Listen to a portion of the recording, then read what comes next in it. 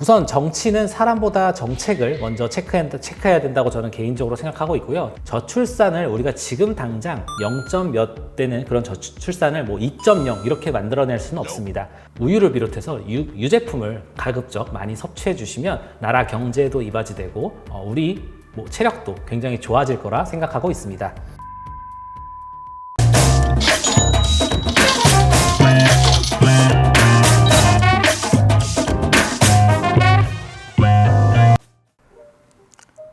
안녕하십니까. 부자주식TV의 최현우 전문가입니다. 오늘은 저희가 정치 얘기를 한번 들고 나올까 하는데요. 이제 정치 얘기라고 한다면 우리가 흔히 알고 있는 서울시장 선거, 지금 오세훈 후보가 야권의 후보로 선출되었고, 이제 박영선 후보와 이제 치열한 대결을 생각하고 있는데, 그쪽 관련주에 대해서 인물별 그리고 정책별로 이렇게 나눠볼까 하다가 생각을 잠깐 바꿨습니다. 정치인 관련주는 오히려 서울시장이 끝난 이후에 대선을 주제로 야당, 여당별로 그리고 각각의 인물별로 한번 자세하게 나눠보도록 하겠고요.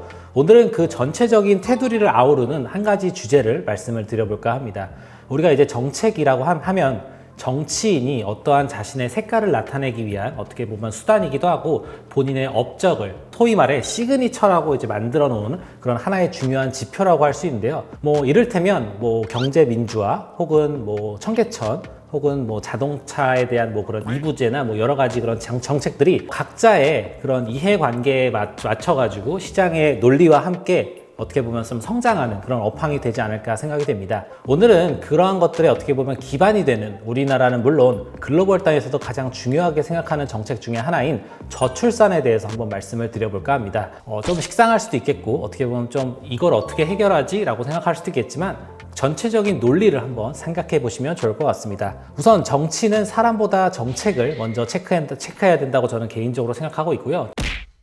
정치인 관련주는 정책을 우선 보시고 그 다음에 정치인을 한번 생각해 보시면 좋을 것 같다는 얘기로 시작해 보도록 하겠습니다. 저출산에 대해서 얘기를 해보자면 크게 두 가지입니다. 우리도 힘들고 전 세계 글로벌도 힘들다. 우리는 우리대로 힘듭니다. 제가 내용을 보니까 우리나라 출산율이 북한보다도 더 적다고 해요. 이게 무슨 말이냐면 북한 대비 작년 출생아가 더 적다는 부분, 그리고 우리가 알고 있는 수많은 전 세계에 있는 선진 국가 중에서 우리나라의 출산율이 가장 낮다는 소식은 아마 여러분들도 뉴스에서 흔히 접하셨을 것 같습니다. 우리만 그런 게 아니라 지금 미국도 마찬가지입니다. 근데 미국은 조금 다른 게 미국은 수많은 이민자들을 수용하고 있어서 어느 정도의 인구 구성을 계속해서 맞추고 있어요. 그게 조금 어려운 국가가 지금 중국인데요. 중국 같은 경우에도 저출산에 대한 고민이 있다고 합니다. 옛날에는 이제 너무 인구가 늘어났을 때는 산하 제한 정책을 했는데 최근에는 그 인구가 줄어들다 보니 그리고 인구가 어떻게 보면 조금씩 부족하다는 느낌이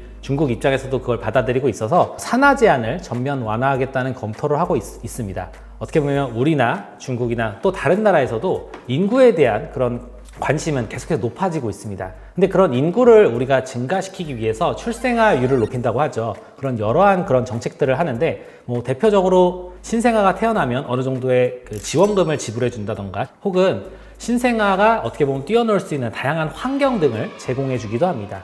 오늘은 그에 대해서 한번 전체적으로 알아볼까 합니다. 저는 저출산 관련 내용과 아니면 혹은 출산 관련, 출산 장려 이러한 키워드들은 성장할 수밖에 없는 산업이라고 생각합니다.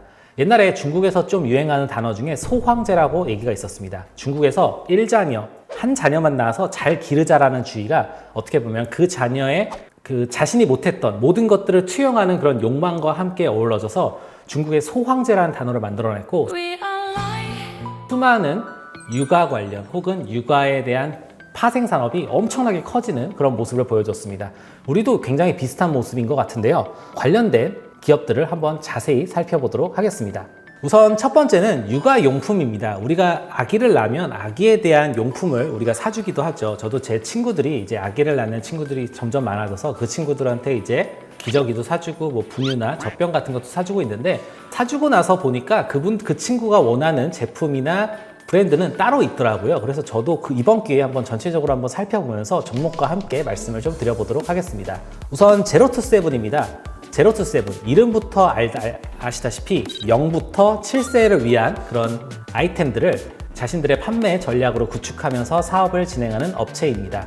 육아용 브랜드인 궁중비책이라는 그런 브랜드가 굉장히 유명하다고 해요. 저도 이제 실제로 찾아보니까 관련된 그런 손세정제라던가 아니면 관련된 용품들이 메인 화면이나 아니면 우리가 알고 있는 그런 지식창에 혹은 검색창에 우리가 알고 있는 판매망에서 쉽게 확인할 수 있었습니다. 그리고 관련된 기업 중에 좀 유명한 기업 중에 하나는 보령 메디앙스입니다.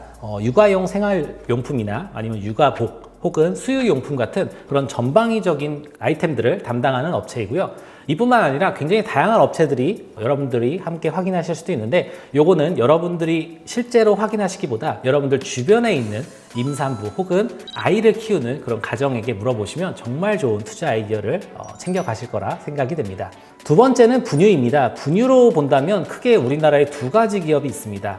남양유업과 메일유업인데, 저는 오늘 남양유업에 대해서는 그렇게 크게 다루지 않도록 하겠습니다. 저도 남양유업이 팔고 있는 여러 가지 업체들이나 그런 것들을 알고 있지만 조금 국민의 정서상과 좀 맞지 않는 부분이 없지 않아 있어서 오늘은 메일유업만 한번 말씀드려 볼게요.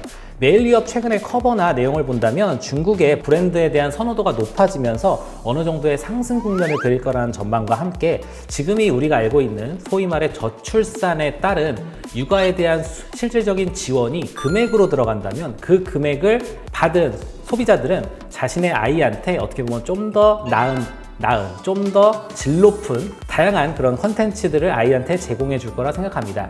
아이들이 먹는 그런 음식도 그 중에 하나일 것 같은데요. 메일유업이 제공하는 여러 가지 아이 관련 그런 제품들이 조금 가격대가 높다고 생각할 수도 있겠지만, 그게 어떻게 보면 지금의 상황과 맞아 떨어진다면 매출의 수많은 상승에도 기여할 수 있지 않을까 생각됩니다. 그리고 이와 별개로 우리가 지금 우유 관련, 소위 말해 우유 관련 소비가 많이 줄어들고 있어서 우리나라 낙농업계가 굉장히 좀 힘들다고 합니다. 그래서 여러분들도 기회가 되신다면 우유를 비롯해서 유제품을 가급적 많이 섭취해 주시면 나라 경제에도 이바지되고 우리 체력도 굉장히 좋아질 거라 생각하고 있습니다.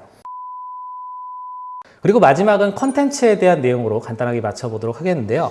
흔히들 알고 있는 삼성출판사에 대한 부분, 핑크퐁이나 아기상어 관련된 내용이 여러분들도 확인하실 수 있을 것 같고요.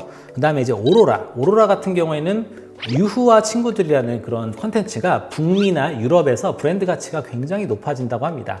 그리고 세 번째는 대원미디어. 저 어릴 적만 하더라도 포켓몬스터 이런 것들을 많이 하고 슈퍼마리오 이런 것들을 많이 했는데, 이게 지금의 닌텐도라는 그런 게임기와 함께 이제 얘기가 된다면 좀 컨텐츠적으로 모멘텀이 있을 수 있겠지만, 개인적으로는 이제는 그 시대를 살짝 넘어선 게 아닌가라는 생각이 듭니다. 마지막으로 캐리소프트인데요. 헬로우캐리라는 에듀테크 기반의 글로벌 언택트 키즈 교육 시장을 진출했다고 합니다. 이와 별개로 우리가 최근에 알고 있는 VR과 AR을 활용한 메타버스에 대한 이슈도 어떻게 보면 아이들이 실질적으로 접할 수 있는 컨텐츠라고 볼 수도 있을 것 같고요.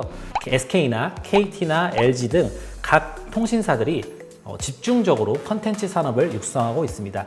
오늘 뉴스만 하더라도 KT에서 수조 원의 컨텐츠에 대한 IP를 확보하려고 돈을 푼다는 얘기가 있으니까 이 부분을 한번 자세히 활용해 보신다면 여러분들의 투자 아이디어에 큰 도움이 되지 않을까 생각됩니다. 전체적으로 요약을 한다면 크게 내용은 이렇습니다. 저는 정치인 관련주는 나중에 한번 공략할 예정이고요. 오늘은 정책 중에서 가장 중요할 만한 정책 중에 하나인 저출산에 대한 내용을 한번 다뤄봤습니다. 저출산을 우리가 지금 당장 0. 몇 되는 그런 저출산을 2.0 이렇게 만들어낼 수는 없습니다. 하지만 우리가 알고 있는 정책적인 지원뿐만 아니라 생활 인식의 변화, 그리고 우리가 알고 있는 가치의 변화가 계속해서 이루어진다면 지금 3포 세대, 5포 세대 이런 단어가 나오기도 하지만, 저 역시도 추후에 결혼해서 자녀가 생긴다면 이 자녀에게 선물해줄 아이템들이 뭘까를 고민하면서 관련주를 한 번씩 살펴봤습니다. 여러분들도 주변에 관련된 종목군들을 살펴보시기 전에 꼭 주변의 임산부들이나 아니면 자녀를 키우는 부모님들에게 한번 여쭤보셔서 어떠한 제품들이 정말 좋은 업체인지 한번 직접 확인해 보시면 좋을 것 같다는 말씀 드리면서 저는 다음 시간에 더 좋은 주제로 찾아뵙도록 하겠습니다. 모두들 감사합니다.